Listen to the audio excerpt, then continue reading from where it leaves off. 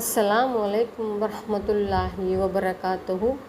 ரப்பனா தகப்பல் மின்னா இன்னக அந்த சமீஉல் அலீம். அளவில்லா கருணையும் நிகரில்லா கிருபையும் உடைய அல்லாஹ்வின் திருப்பெயரால் எனது உரையை ஆரம்பம் செய்கிறேன். நுயம் பின் மசூத் ரலியல்லாஹு அவர்கள் அரேபியாவின் வடக்கு மலை பகுதிகளில் உள்ள நஜ்ஜத்தை சேர்ந்தவர்.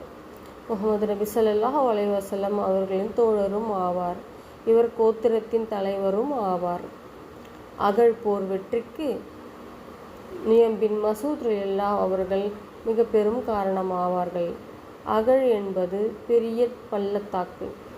ஹிஜ்ரி 5ஆம் ஆண்டு ஷவ்வால் மாதம் முஸ்லிம்கள் அனைவரும் அழிய வேண்டும் என்று மதீனாவை நோக்கி எதிரிகள் படையெடுத்தனர்.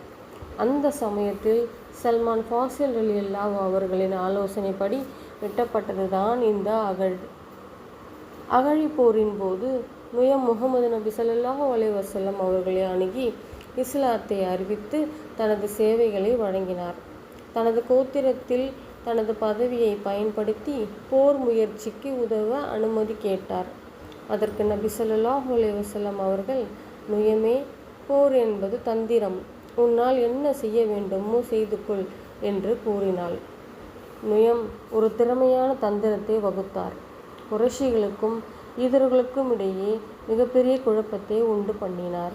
இவர்களுக்கு இடையே போடப்பட்ட ஒப்பந்தம் பிளவுபட்டது. நுயம் வகுத்த தந்திரம் ஜெயித்துவிட்டது.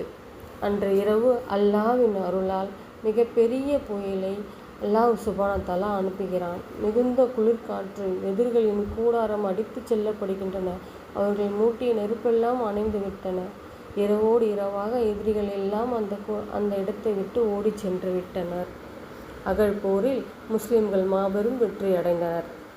மேலும் மக்கா வெற்றி கொண்ட போது அந்த கோத்திரத்தின் படைக்கும் நுயம் பின் மசூத் ரலியல்லாஹு அவர்களை தளபதியாக முஹம்மது நபி ஸல்லல்லாஹு அலைஹி வஸல்லம் அனுப்பினார்கள். இவர்களின் வாழ்க்கை வரலாறு முஸ்லிம்களுக்கு ஒரு உதாரணமாக உள்ளது. நுயம் பின் மசூத் ரலியல்லாஹு அவர்கள் எப்படி நம்ம இஸ்லாத்திற்கு அர்ப்பணிந்திருக்கிறார்கள் என்று நாம் எண்ணி பார்க்க வேண்டும். நாமும் இவர் வாழ்ந்தது போல் இஸ்லாத்திற்காக நம்மை அர்ப்பணிக்க வேண்டும். வாஹிரு தவ்வானா அல்ஹம்துலில்லாஹி ரப்பில் ஆலமீன். அஸ்ஸலாமு அலைக்கும் வரஹ்மத்துல்லாஹி வபரகாத்துஹு.